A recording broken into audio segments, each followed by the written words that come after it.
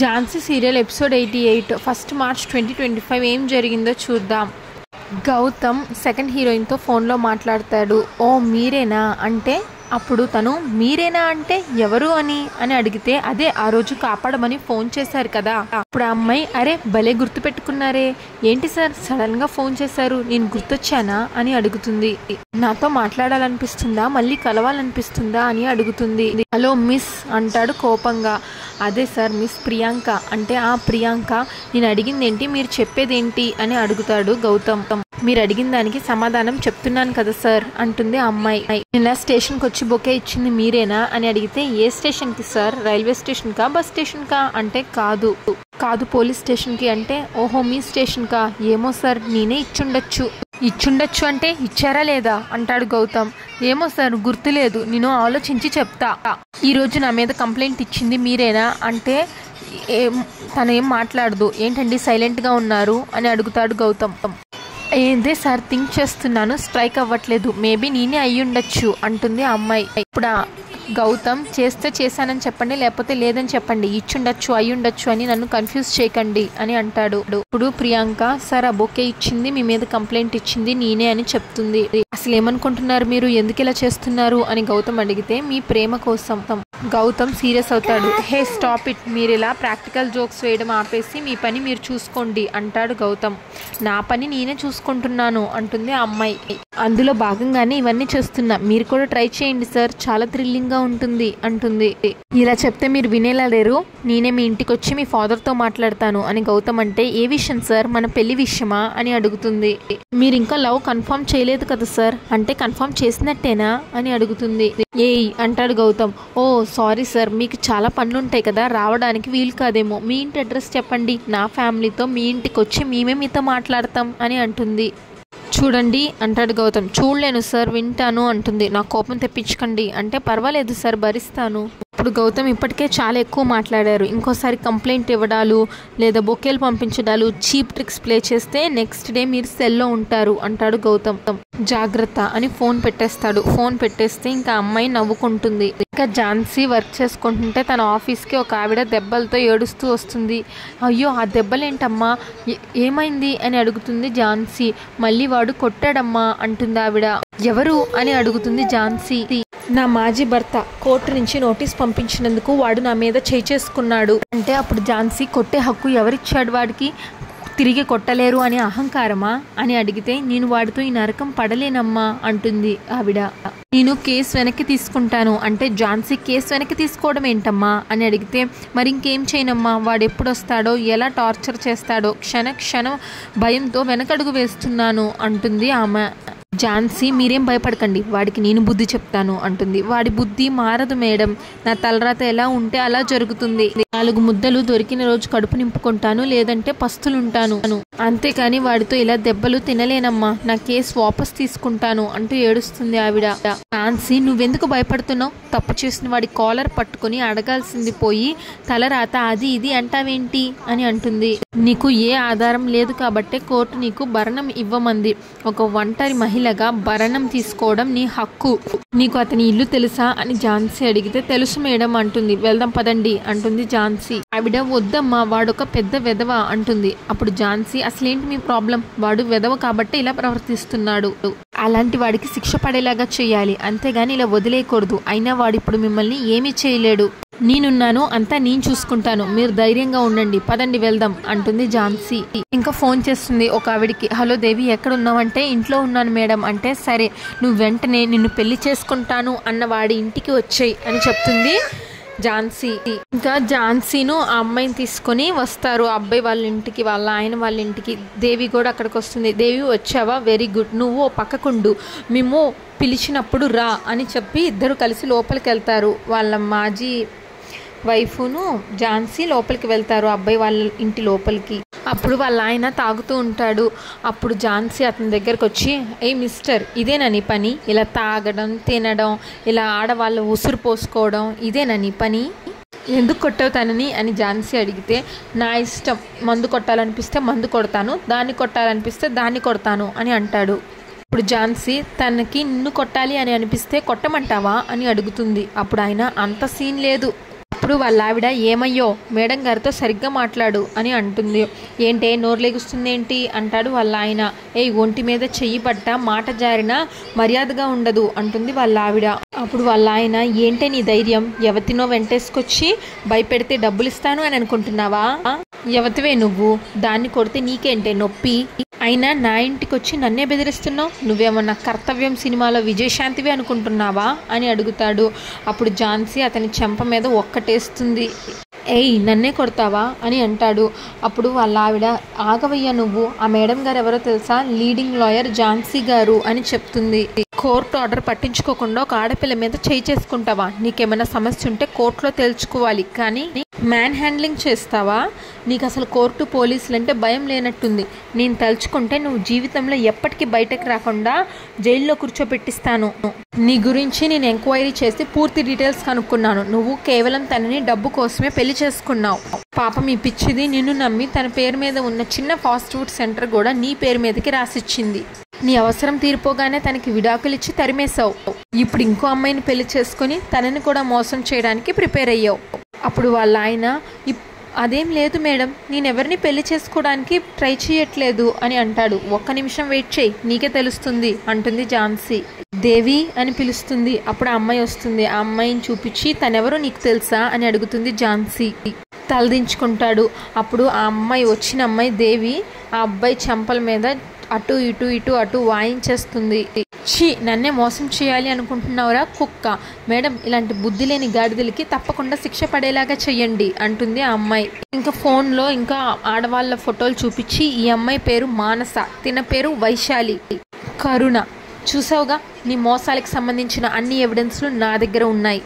తనకి భరణం ఇవ్వమని కోర్టు తీర్పిచ్చినా నువ్వు ఇవ్వనందుకు, కండెమ్డ్ ఆఫ్ కోర్టు కింద నువ్వు తన్ని చేయి చేసుకున్నందుకు, అటెంప్ట్ టు మర్డర్ కింద ఆడపిల్లల్ని ప్రేమ పెళ్లి అంటూ మోసం చేస్తున్నందుకు, చీటింగ్ డిస్హానెస్ట్ని కూడా యాడ్ చేసి సెక్షన్ BNS 420 సెక్షన్ BNS 307 కింద కేసు బుక్ చేసి నిన్ను పర్మనెంట్గా జైల్లో చిప్పకూడు తినేలాగా చేస్తాను. ఇప్పుడే నేను పోలీస్ వాళ్ళకి కాల్ చేస్తాను, వాళ్ళు వచ్చి ఇప్పుడే నిన్ను అరెస్ట్ చేసి తీసుకెళ్తారు అంటుంది ఝాన్సీ. అప్పుడు వాళ్ళ ఫస్ట్ వైఫ్ మేడం వద్దు మేడం, కోర్టు పోలీస్ స్టేషన్లు అంటూ అతన్ని ఏం చేయకండి మేడం, అతన్ని వదిలేయండి మేడం అని అంటుంది. అప్పుడు ఝాన్సీ చూసావా, ఇప్పటికైనా తన మనసు ఏంటో అర్థమైందా, నువ్వు తన్ని కాదు అని అనుకున్నా, తన మీద చేయి చేసుకున్నా తను మాత్రం నీ మీద జాలి చూపిస్తుంది. ఆడదాని మనస్సు అంటే అదే, నువ్వు ఎన్ని ఇబ్బందులు పెట్టినా సరే నీ మీద కక్ష సాధింపులు తీర్చుకోవాలి అని అనుకోదు. అప్పుడు అతను మేడం ప్లీజ్ మేడం దయచేసి అలా చెయ్యకండి, ఇంకోసారి అలా చెయ్యను మేడం, మీరేం చెప్తే అది చేస్తాను మేడం అని అంటాడు. అప్పుడు ఝాన్సీ ఓకే నీ మీద నేను కేసు పెట్టకూడదు అంటే తన నుంచి లాక్కున్న ఫాస్ట్ ఫుడ్ సెంటర్ మళ్ళీ తన పేరుకి మారిస్తే అప్పుడు నీ మీద కేసు పెట్టను అంటే ఓకే మేడం అలాగే రాసిస్తాను అని సైన్ పెట్టేస్తాడు వాళ్ళ ఆయన. ఇంకా సైన్ పెట్టిన డాక్యుమెంట్స్ ఆ అమ్మాయికి ఇచ్చేస్తుంది. చూడమ్మా, ప్రతి నెల ఇతని చుట్టూ తిరిగి డబ్బుల కోసం ప్రాధేయపడాల్సిన అవసరం ఇంకా నీకు లేదు.